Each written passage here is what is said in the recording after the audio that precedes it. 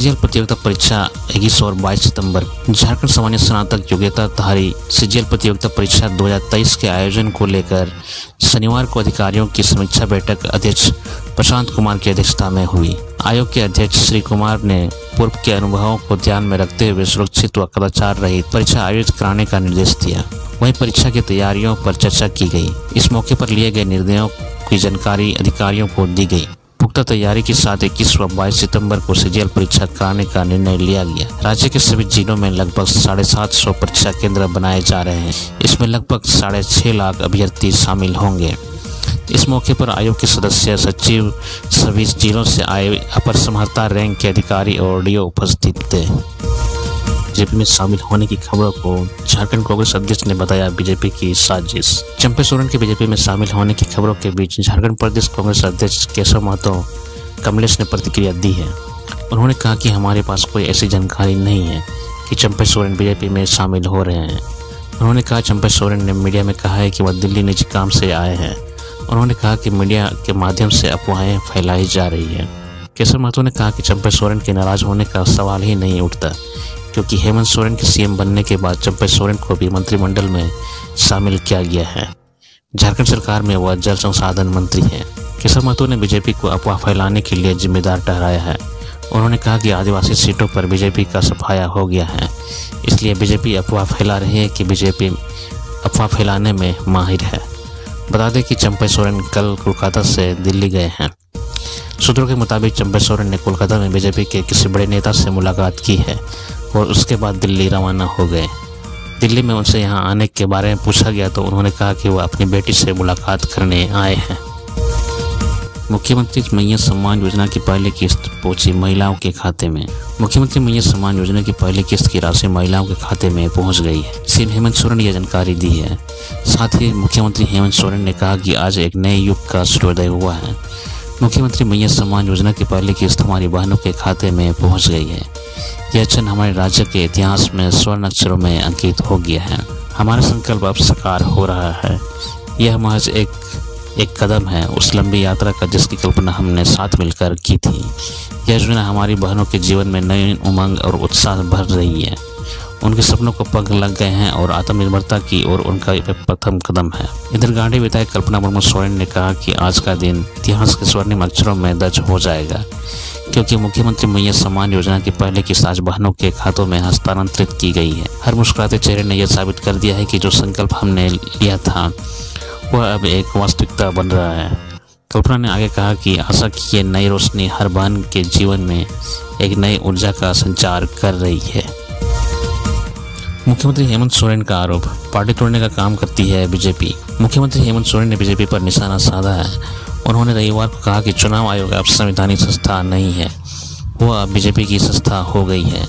हम चुनौती देकर कहते हैं कि आज चुनाव कराकर झाड़ू पोछा मारकर इनको गुजरात भेज देंगे। ये लोग गुजरात, असम, महाराष्ट्र से लोगों को लाकर आदिवासी, दलित, पिछड़ा, अल्पसंख्यक के ऊपर जहर बोने का काम करते हैं और एक दूसरे को लड़ाने का काम करते हैं। झारखंड के पूर्व मुख्यमंत्री चंपे सोरेन के बीजेपी में जाने की खबरों के बीच हेमंत सोरेन ने गोड्डा में आयोजित सरकारी कार्यक्रम के बीच बिना चंपे सोरेन का नाम लिए हुए बीजेपी और चंपे सोरेन पर निशाना साधा। हेमंत सोरेन ने सभा को संबोधित करते हुए कहा कि अभी बहुत जल्द चुनाव की घंटी राज्य में बजने वाली है। यह चुनाव कब होगा इसकी घंटी हमारे विरोधी बीजेपी के पास है। आए दिन कभी इस विधायक को खरीद ली, कभी उस विधायक को खरीद ली, ये लोग करते रहते हैं। सत्ता के लालच में नेताओं को भी इधर उधर जाने में देरी नहीं लगती। इस बीच मुख्यमंत्री हेमंत सोरेन ने कहा कि हमारी इंडिया गठबंधन की सरकार 2019 से लगातार जनता के बीच खड़ी है। झारखंड मौसम विभाग ने 10 जिलों में ऑरेंज अलर्ट और 6 जिलों में येलो अलर्ट किया जारी। मौसम विभाग ने झारखंड के 16 जिलों में भारी बारिश का अलर्ट जारी किया है। इनमें 10 जिलों में ऑरेंज और 6 जिलों में येलो अलर्ट जारी किया गया है। वहीं रांची में आंशिक बादल छाए हुए हैं। गिरिडीह में सुबह से हल्की बारिश हो रही है। धनबाद और देवघर में भी मौसम साफ है, यहाँ हल्की धूप निकली हुई है। मौसम विभाग ने 21 अगस्त तक भारी बारिश का अनुमान लगाया है। विभाग ने येलो अलर्ट भी जारी किया है। 20 और 21 अगस्त को 6 जिलों के लिए येलो अलर्ट जारी किया है। इस तारीख में पलामू, गढ़वा, चतरा, कोडरमा, लातेहार और लोहरदगा जिले आते हैं। मौसम विभाग ने कहा है कि इन जिलों में बारिश के दौरान ठनका गिरने की भी पूरी संभावना है। बीते 24 घंटे में झारखंड में मानसून सामान्य रहा। राज्य में शनिवार को 30 अलग अलग जगहों पर बारिश हुई। इन जगहों में सबसे अधिक बारिश सिमडेगा जिले के जलडेगा में हुई। यहाँ 119 मिलीमीटर बारिश रिकॉर्ड दर्ज की गई। अन्य प्रमुख जगहों पर बात करें तो भरागोड़ा में 80 मिलीमीटर, जमशेदपुर में 50 मिलीमीटर, चंदवा और हजारीबाग में 35 मिलीमीटर आसपास बारिश हुई। आज राज्य के दक्षिण और मध्य भागों में बारिश होने की संभावना है। इस दायरे में पूर्वी सिंहभूम, पश्चिम सिंहभूम, सरायकेला खारसावां, सिमडेगा, रांची, बोकारो, गुमला, हजारीबाग, खूंटी और रामगढ़ जिले शामिल हैं। वहीं मौसम विभाग ने पलामू, गढ़वा, चतरा, लातेहार, कोडरमा और हजारीबाग में भारी बारिश की चेतावनी जारी की है। इसके अलावा मौसम विभाग ने दक्षिण और मध्य भागों के लिए भी ऑरेंज अलर्ट जारी किया गया है। सीएम हाउस के सामने शिक्षकों का प्रदर्शन 27 अगस्त से। सहायक अध्यापक संघर्ष मोर्चा ने 27 अगस्त से मुख्यमंत्री आवास के सामने अनिश्चितकालीन प्रदर्शन करने का ऐलान किया है। मोर्चा ने सीएम और शिक्षा मंत्री को पत्र भेजकर वेतनमान के संतुल्य मानदेय देने और पूर्व के समझौते को लागू करने का आग्रह किया है। मोर्चा नेताओं ने याद दिलाया है कि विधानसभा चुनाव के दौरान महागठबंधन ने वादा किया था कि सरकार बनने के 3 माह के अंदर सभी सहायक अध्यापकों को वेतनमान का उपहार दिया जाएगा। मुख्यमंत्री हेमंत सोरेन ने भी संविदा संवाद में यह वादा किया था कि सरकार बनने के साथ ही समान काम का समान वेतन के साथ 12 शिक्षकों को वेतनमान दिया जाएगा। 5 अगस्त और 14 अगस्त को शिक्षा मंत्री बैजनाथ राम की अध्यक्षता में वेतनमान को लेकर सरकार द्वारा सकारात्मक पहल नहीं होने पर राज्य के सहायक अध्यापकों में निराशा और आक्रोश है। सहायक अध्यापक संघर्ष मोर्चा ने अब कोई भी वार्ता नहीं करने का निर्णय लिया है। मोर्चा ने मांग की है कि बिहार नियोजित शिक्षक नियुक्ति नियमावली की तरह टेट, सीटेट व आकलन उत्तीर्ण सहायक अध्यापकों को वेतनमान नहीं देने की स्थिति में वेतनमान के संतुल्य मानदेय का लाभ दिया जाए। कर्मचारी भविष्य निधि का भी लाभ दिया जाए। आंगनबाड़ी सेविका सहायिका की तरह सेवानिवृत्ति आयु 62 वर्ष की जाए। आंदोलन के क्रम में सहायक अध्यापकों एवं परिजनों पर रांची एवं राज्य के विभिन्न थानों में दर्ज मुकदमे को वापस लिया जाए।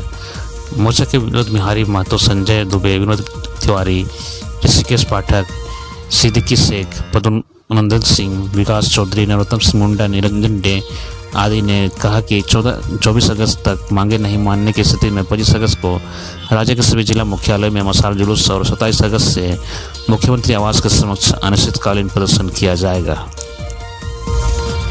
रांची के हर मार्ग में महिलाओं के लिए चलेंगे पिंक ऑटो। रांची शहर की महिलाओं के लिए एक अच्छी खबर है। अब रांची शहर के हर मार्ग पर पिंक ऑटो चलने का परमिट मिल गया है। इस संबंध में डीजीपी अनुराग गुप्ता ने यातायात पुलिस अधीक्षक को दिशा निर्देश दे दिए हैं। डीजीपी ने कहा कि ये ऑटो महिलाओं को ज़्यादा आवाजाही वाले रास्तों पर चलेंगी, इसलिए जहां महिलाओं के ज़्यादा वो आवाजाही हैं वहां के लिए इसका परमिट जारी किया जाए। आदेश मिलते ही यातायात पुलिस ने परमिट जारी करने के लिए डीजीपी को पत्र भी भेज दिया है। ये ऑटो महिला कॉलेज, शिक्षण संस्थान, अस्पताल समेत महिलाओं के ज़्यादा आवाजाही वाले मार्गों में खास तौर पर चलाएंगे। डीजीपी ने इस स्थानों पर पार्किंग की पुख्ता व्यवस्था करने का भी निर्देश दिया है। बता दें कि रांची के सीमित इलाकों में पिंक ऑटो चलते हैं। इससे सिर्फ महिलाएं ही चलाती हैं और इस ऑटो पर यात्रा भी महिलाएं ही कर सकती हैं। पहले पिंक ऑटो बस अरगोड़ा इलाके में चलाए जाते थे, लेकिन महिलाओं की सुरक्षा और छिड़काने जैसे मामलों पर लगाम लगाने और उनके सफ़र को आरामदेह बनाने के लिए ये कदम उठाए गए हैं। पलामू में कुएं से मिले 2 बच्चों का शव, खेलते खेलते अचानक हो गए थे गायब। पलामू जिले के रामगढ़ थाना क्षेत्र के बरवाही गांव में एक कुआं से 2 बच्चों का शव बरामद हुआ है। दोनों बच्चे शनिवार शाम से लापता थे, जिसके बाद रविवार को ग्रामीणों ने दोनों बच्चों के शव को गाँव में कुएं में तैरता हुआ देखा। ग्रामीणों ने तत्काल इसकी जानकारी रामगढ़ पुलिस को दे दी है। जानकारी के अनुसार पलामू के रामगढ़ थाना क्षेत्र के नवाडी बरवाही के रहने वाले अंशु कुमार और गौतम कुमार शनिवार की शाम खेलने के लिए घर से बाहर निकले थे, जिसके बाद काफ़ी देर तक वे घर नहीं आए। परिजनों ने ग्रामीणों के साथ पूरे इलाके में खोजबीन की, लेकिन वे नहीं मिले। फिर रविवार सुबह ग्रामीणों ने देखा कि दोनों का शव कुआं में तैर रहा है। घटना की सूचना मिलने के बाद रामगढ़ थाना पुलिस मौके पर पहुंची और दोनों के शव को पोस्टमार्टम के लिए भेज दिया। रामगढ़ थाना प्रभारी राजेश रंजन ने बताया कि दोनों बच्चे एक ही स्कूल में पढ़ाई करते थे और दोस्त थे। दोनों बच्चों के घर भी कुआं के कुछ दूरी पर है। दोनों शनिवार से लापता थे। रविवार को उनके शव को बरामद किया गया। पुलिस पूरे मामले की तफ्तीश कर रही है। इस घटना के बाद पूरे गांव में मातम पसर गया है। चिरागुड़ा से 1.1 किलो गांजा के साथ युवक गिरफ्तार। धनबाद सदर थाना की पुलिस ने शनिवार को चिरागुड़ा स्थित धोबी मोहल्ला की गली नंबर 3 में छापेमारी कर गांजा तस्करी के आरोप में संदिग्ध रंजित साव नामक युवक को गिरफ्तार किया है। पुलिस के अनुसार रंजित साव के लंबे समय से गांजा तस्करी से जुड़े होने की जानकारी मिली थी। सत्यापन के बाद शनिवार को डीएसपी दीपक कुमार के नेतृत्व में पुलिस की टीम ने रंजित साव के घर में छापेमारी की और गांजा के साथ उसे गिरफ्तार किया। डीएसपी ने बताया कि रंजित के घर में ही दुकान थी, वहीं से वह गांजा की सप्लाई किया करता था। रंजित साव के घर से 1 किलो 100 ग्राम गांजा बरामद किया गया है। पुलिस रंजित साव को थाने लाकर पूछताछ